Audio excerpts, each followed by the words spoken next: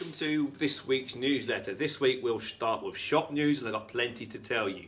We've got new Taylormade wedges, we've got some new club logoed accessories, we've got new club logo clothing, plus we're also going to do a little bit later a comparison against the new Mizuno MP20 HMB iron versus the new Taylormade P790 iron. In shop news, we've just taken delivery of some new club logo gear. So we've got some more head covers in for your driver, freewood and hybrids. We've also got some Galston Golf Club logoed putter covers in as well. Two types, one for the heel toe and one for the mallet type putter, as long as more towels, as long as more suit carriers, holdalls, you name it, everything club logo has just been delivered, as well as ball markers, pitchforks, scorecard holes, etc, etc. So nice little gifts maybe with Christmas coming up. Can I say that in September? Well, I know some of the big shops are, but yeah, it's on its way, as my little boy keeps telling me, only 3.5 months to go.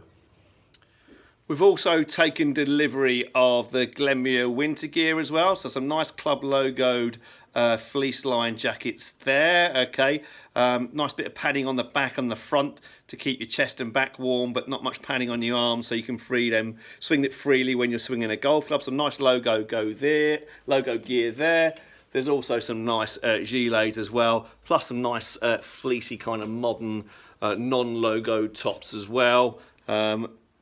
Very smart looking things they are, but loads of great Glenmuir club logo gear just arrived in stock, ready for the winter. So if you're looking to stock up for winter wear, come and see us. I say there's some logoed gear there, there's some non-logo gear there, so plenty of choice. Come and take a look.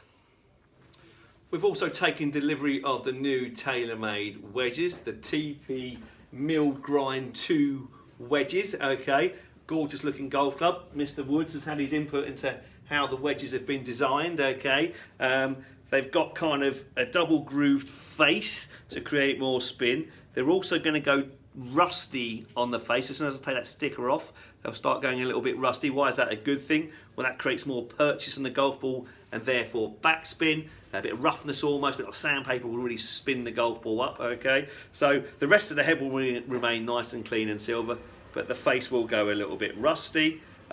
We've also got a slightly different design on the back, which is all about the TPU insert, which is a bit of dampening on the back there as well, so you don't get so many vibrations through the club head as well. We've got a milled bottom there as well, okay, to help it travel through the grass. And they all come in all different lofts and sizes, of which I've got in shop. I've got a whole load of different wedges there. They're all in stock, so if you want to try them out and see your spin rates, then book yourself in for a session.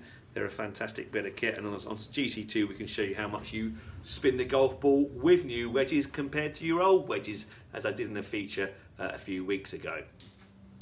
So as mentioned last week, we've taken delivery of the new Mizuno MP20 irons. We've also taken delivery of the new Taylormade P790 irons as well. Okay, so we're going to have a little test and to find out how they perform. We're going to go with the Mizuno MP20 HMB, sorry, that one there, which is their kind of muscle back bladed looking iron with kind of the foam filled technology, and it's not got foam filled in it, but it's the same sort of technology that Taylormade have got in their new P790. Taylormade haven't changed the technology in the new P790.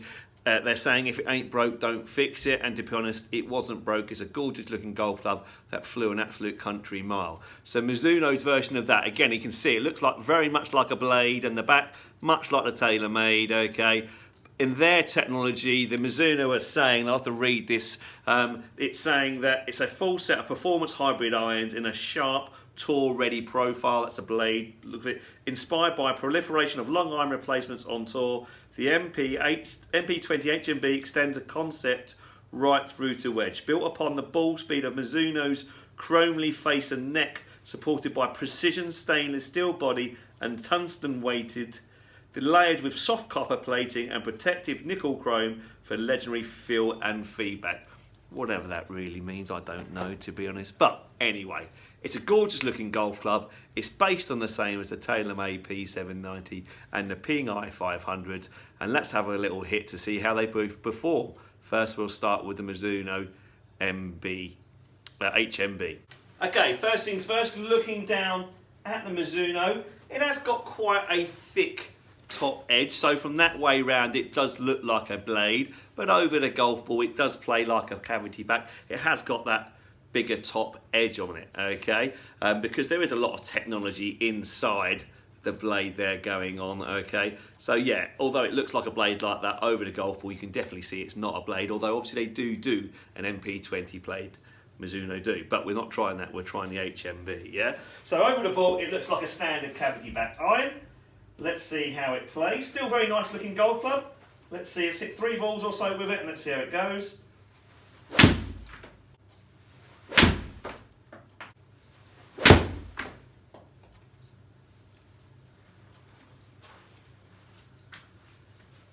It does feel very nice off the face. It does feel a little less trampoliny than the Taylormade P790, which I quite like that feel. The P790, I'm not sure if I could trust that kind of springy face. Yes, it gives you awesome distance, but to me, it feels a little bit kind of, I'm not sure what I'm going to get, how far it's going to go. But that does feel a bit more consistent off the face. Let's try it against the new Taylormade P790.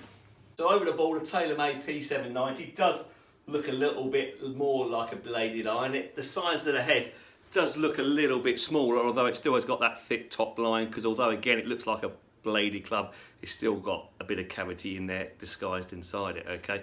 So yeah, it does look smaller in the head, smaller in the face, but the top line is still there. But looks wise, probably looks a little bit nicer than the Mizuno.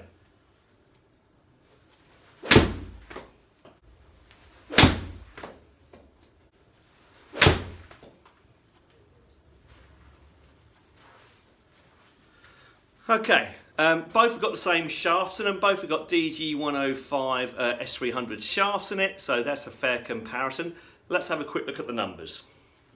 Okay, looking at the numbers, the white driver was the Mizuno, and obviously the blue P790 was the Taylormade, okay? And the first things we can notice is the ball speed coming off the Taylormade was a lot faster than it was off the Mizuno, 116.3 versus 120 average ball speed, so 4 miles an hour faster off the Taylormade P790. And then we go across to average distance. There we go. Okay, that says a lot about the Taylormade. Look, averaging 172 through the air with the Taylormade P790 and 162 with the Mizuno. Okay. Interestingly, my dispersion from front to back was 4 yards from the Mizuno, 164 to 160, and 5 yards with the Taylormade, 170, 175. Both as straight as each other, to be honest. But yeah, you can see there's a big difference between the Taylormade and the Mizuno on that basis, and that's only 6 shots that I've hit there. On that basis, we would have to say that I hit it as accurate as each other, thanks to the shaft. But the Taylormade P790 is outperforming the Mizuno. Although, like I said, the Mizuno, we shouldn't write it off, because I did feel like I got a more consistent strike with that, and the ball wasn't trampolining off too much. And actually, a good number here is when, for somebody like me who's looking to stop the balls on the greens with backspin, look at the backspin numbers. 5,977 revolutions per minute of backspin with the Mizuno, and only 5,241 with the Taylormade. So that might be something that I might look at, is if I was fitting myself for a set of irons, would be backspin rate. Probably why the Taylormade's going a little bit further, because it's not spinning quite so much. But that's a good thing if you want the distance, but not so good if you're trying to stop the ball on the green. So where do I see these two clubs? Well, really not much to choose before them. Both have got pros and cons. The Taylormade was certainly going a good 10 yards longer. Mizuno was spinning a little bit more. So it all depends on what you want from your golf club. If you want to kind of come and try these yourself, please feel free to book yourself a fitting. New Taylormade P790s, the new Mizuno MP20 HMBs. Okay, great, both really good looking golf clubs for the mid handicapper. So they look like blades, but are not really blades, much like the Ping i500s. In competition news, we'll start with last Saturday's Russell Della Family Foursomes competition, where the winners were Daniel and Stephen Crosby. They won with a net 71.5. Well done to you, gents. Good golf out there on Saturday. On Sunday, we had the monthly medal and Mizuno Cup, where Rob Allen won Division 1 with a fine net 66. Well done, Rob, beating Brad Thompson and Brendan Goff into 2nd and 3rd respectively on 68. In Division 2, Peter Langford won Division 2 with a net 68. Well done, Peter, beating Nick Bickers into 2nd, also with a net 68. Well done, Nick. And in 3rd was in Division 3, the winner of Division 3 was Colin Kearns, who won with a net 72, beating Barry Landals in the 2nd with a net 73. But Barry Landals is the Mizuno Cup champion. Colin didn't enter it. So Barry, it was for that 18 to 36 handicappers, I think. So Barry won the Mizuno Cup and gets his name up on the board. So well done, Barry, for your net 73. Now going back to last Thursday's midweek Stapleford, where let's have a little look. Richard Reynolds won Division 1 with 38 points, beating Brad Thompson into 2nd, also on 38 points. Hello, we've got a fire. In 3rd was Ray Thompson with 36 points.